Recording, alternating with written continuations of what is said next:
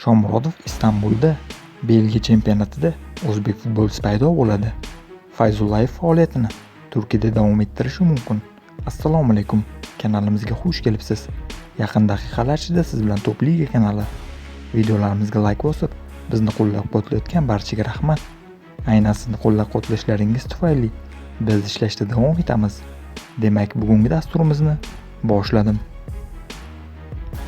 Legioner hujumchimiz Eldor Shomurodov Romadan Istanbul Başakşehirga o'tishga juda yaqin. Biroz avval turkiyalik sport jurnalisti Yag'iz Sabuncho'g'lu klubning Rim jamoasiga rasmiy taklif bilan chiqqani xabar qilingan edi.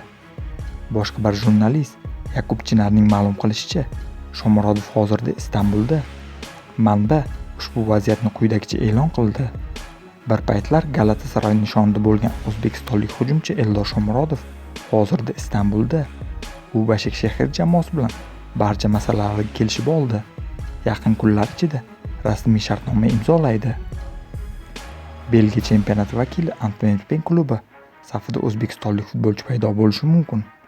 Muhammadali O'rinboyev yangi mavsumni Belgiya chempionatida o'tkazish kutilmoqda.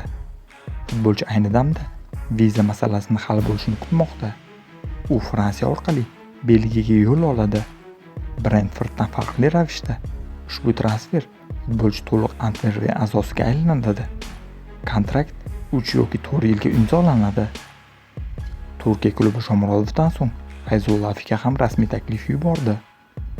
Jurnalist Ertan'suyuzning xabar berishicha, Moskvaning CSKA klubi futbolchisi va O'zbekiston milliy terma jamoamiz a'zosi hisoblangan Abbosbek Fayzullayev Turkiya Super Ligasida faoliyatini davom ettirishi mumkin.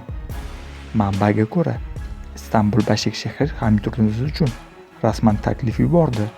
Biroq transfer summasi bo'yicha ma'lumotlar tarqalmadi.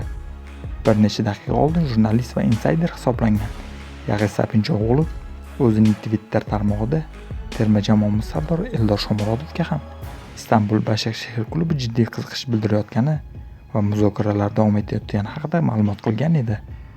Qadrli do'stlar, siz nima deb o'ylaysiz? Abbos Fayzullayev Turkiyaga yo'l olgan ma'qulmi? Albatta fikrlaringizni izohlarda yozib qoldiring. Kelasi dasturlarda ko'rishguncha xayr, salomat bo'ling.